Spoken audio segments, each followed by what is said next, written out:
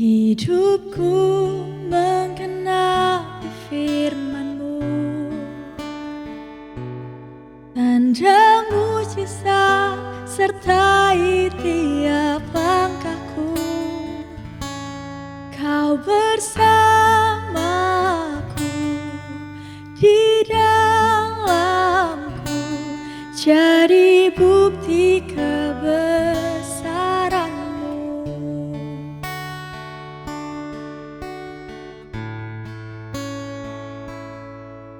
Tuhan, Kau sempurna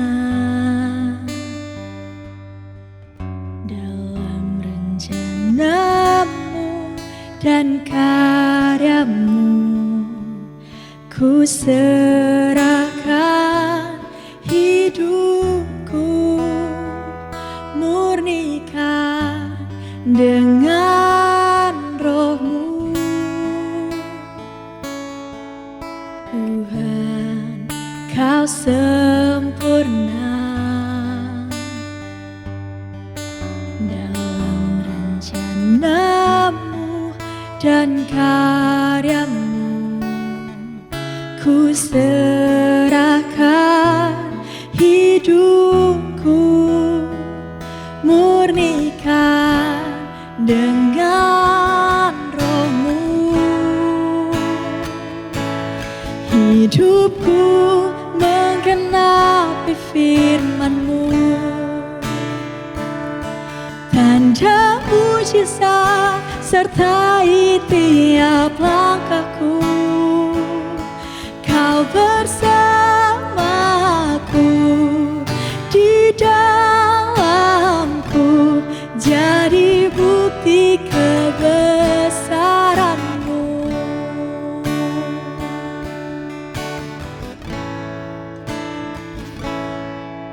Tuhan, Kau sempurna dalam rencana-Mu dan karya-Mu. Ku serahkan hidupku, murnikan dengan Roh-Mu. Hidupku menggenapi firman-Mu, tanda mujizat sertai tiap langkahku.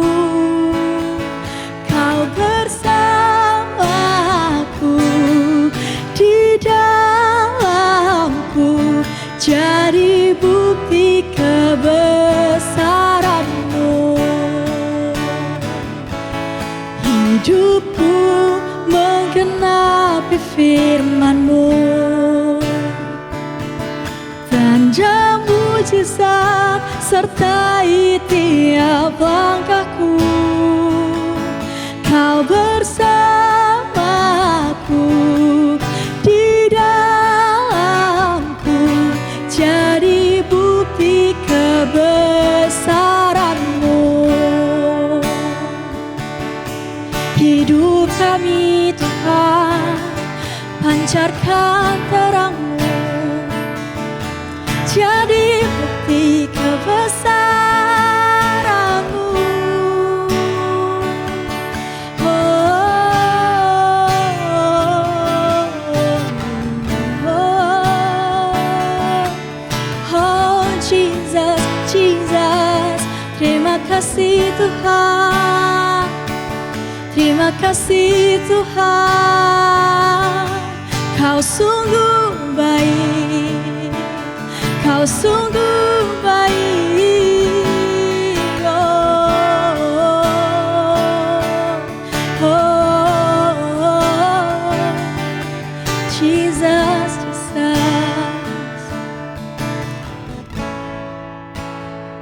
Satu yang ku rindu, bersekutu denganmu, bawaku lebih lagi tinggal di dalam-Mu, nikmati hadirat-Mu, jamahlah seluruh hidupku.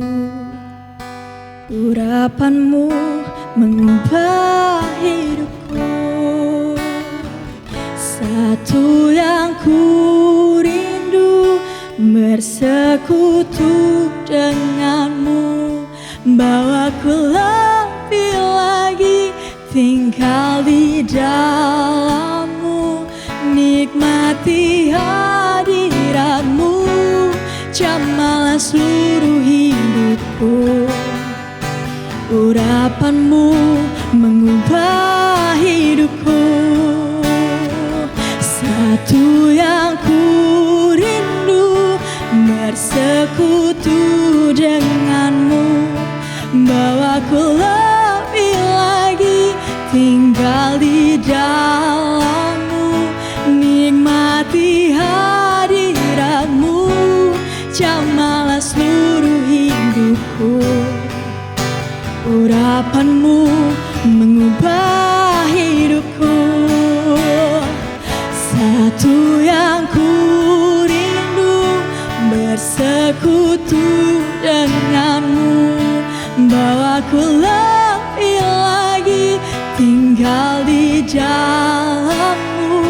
Nikmati hadiratmu, jamalah seluruh hidupku.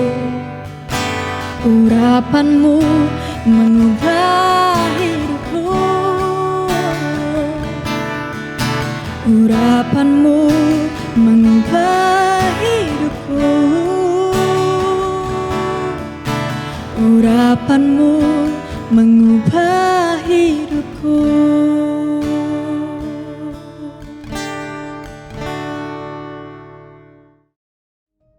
Shalom, ketemu lagi di Voice of Hope.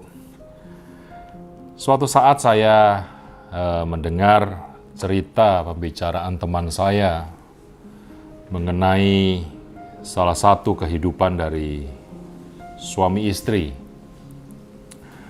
Dia berkata bahwa ada satu suami istri yang tinggal di rumah yang cukup besar, dan karena satu hal maka suami istri mengalami pertikaian atau bentrok gitu, jadi salah paham yang menyebabkan mereka akhirnya tidak berbicara satu dengan yang lain dengan kurun waktu yang cukup lama, berbulan-bulan.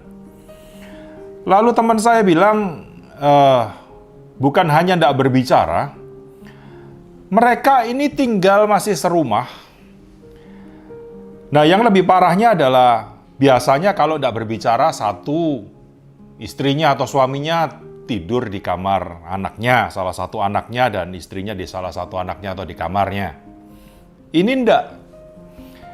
Mereka tidak berbicara, tidak tegur sapa, tapi mereka tidur bersama. Dan itu peristiwa berlangsung berbulan-bulan.